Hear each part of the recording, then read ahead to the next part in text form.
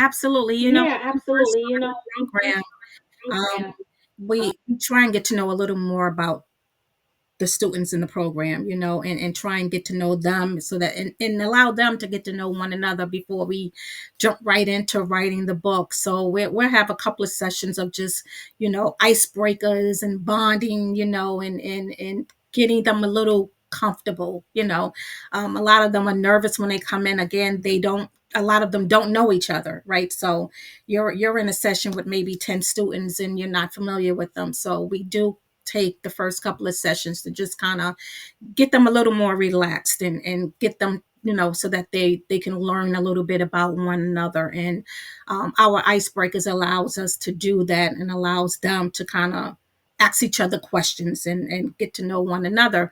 But once we start that journey, of trying to just kind of get from them what they love to read, what they like to watch on TV, what movies were they interested in, So we're kind of pulling some of that information out from them, one at a time. What was your favorite movie? Why was it your favorite movie? What did you like most about that movie? If you liked, um, Black Panther. What was it about Black Panther? Was it the costumes? Was it the characters in there?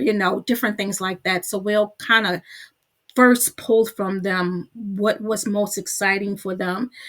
Again, whether reading a book or watching something on TV or watching a movie.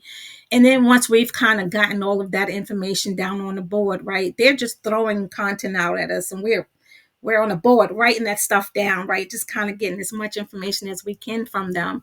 And then we start asking them, what do you think would be, a good movie to go to the theater and watch? Would it be this, and that?